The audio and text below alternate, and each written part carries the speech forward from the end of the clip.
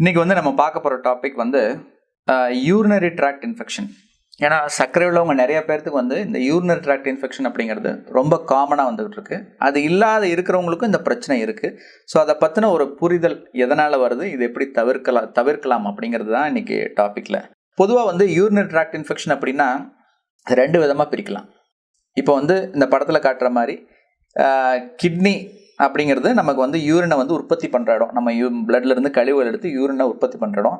அதிலிருந்து வர்ற டியூப் தான் வந்து யூரிட்டர்னு சொல்லுவாங்க. அந்த யூரினெல்லாம் கொண்டு வந்து யூரின் பிளாடரில் வந்து தேக்க வைக்கும். அதுக்கப்புறம் யூரின் பிளாடர்லேருந்து நம்ம வந்து எப்போ நமக்கு ஃபில் ஆகுதோ, பிளாடர் ஃபில் ஆகுதோ அப்போது யூரினை வந்து ரிலீஸ் பண்ணுறோம். அது வந்து யூரித்ரான்னு சொல்லுவாங்க. ஸோ இந்த பகுதியில் வந்து இந்த பிளாடர் அப்புறம் யூரித்ரா இதுக்கு கீழே இருக்கிற வந்து லோவர் யூரினரி ட்ராக்ட்னு சொல்லுவோம். அதுக்கு மேலே இருக்க யூரிட்டர் அண்ட் கிட்னி வந்து அப்பர் யூரினரி ட்ராக்ட்னு சொல்லுவோம். ஏன்னா அந்த இன்ஃபெக்ஷனை வந்து ரெண்டு விதமாக பிரிக்கலாம், lower urinary tract infection and upper urinary tract infection அப்படின்னு. பொதுவாக நம்ம யூரினில் இன்ஃபெக்ஷன் வரதுக்குரிய காரணங்கள் என்ன? கண்டிப்பாக நம்ம உடம்புலேருந்து உற்பத்தி ஆகி வர்ற யூரினில் இன்ஃபெக்ஷன் இருக்காது. ஏன்னா நம்மளோட எதிர்ப்பு சக்தி வேலை செஞ்சுட்டு இருக்கோம். அதே போல் நம்ம பிளட் எப்பவுமே பியூராக இருக்கும், அதில் இன்ஃபெக்ஷன் இருக்கிறதுக்கு வாய்ப்பே கிடையாது. நம்ம கிட்னியும் எப்பவுமே சுத்தமாக இருக்கும். ஸோ அதனால் இன்ஃபெக்ஷன் மேலேருந்து வர்றதுக்குரிய வாய்ப்புகள் கிடையாது. அப்போ இன்ஃபெக்ஷன் எங்கேருந்து போகுதுன்னா வெளியிருந்து. ஸோ வெளியே இருக்கிற என்விரான்மெண்ட்லேருந்து, சுற்றுச்சூழல்லேருந்து நமக்கு வந்து அந்த யூரித்ரா வழியாக உள்ளே போய் யூரினரி பிளாடரில் தங்கி அதுலேருந்து அதுக்கு மேலே போய் தான் கிட்னிக்கு இன்ஃபெக்ஷன் போகுது. இதுதான் வந்து பொதுவாக நடக்கிறது. இதில் வந்து இந்த ரெண்டு இதுக்கும் என்ன மாதிரி அறிகுறிகள் வித்தியாசம் இருக்கும் அப்படிங்கிறது பார்க்கணும். முதல்ல வந்து லோவர் யூரினரி ட்ராக்ட் இன்ஃபெக்ஷனில் காமன் பேசிக் யூடிஐன்னு சொல்லுவோம், இல்லாட்டி வந்து சிஸ்டைட்டிஸ்ன்னு சொல்லுவோம். அந்த பிளாடரில் வந்து யூரினரி பையில் வந்து இன்ஃபெக்ஷன் உண்டாகுது.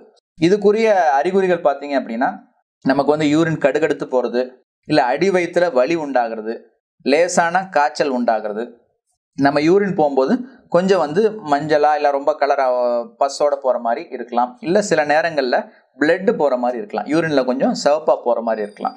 இதுதான் வந்து லோவர் யூரினரி ட்ராக்ட் இன்ஃபெக்ஷனோட அறிகுறிகள். இது வந்து காமனாக நிறைய பேர்த்துக்கு இருக்கும்.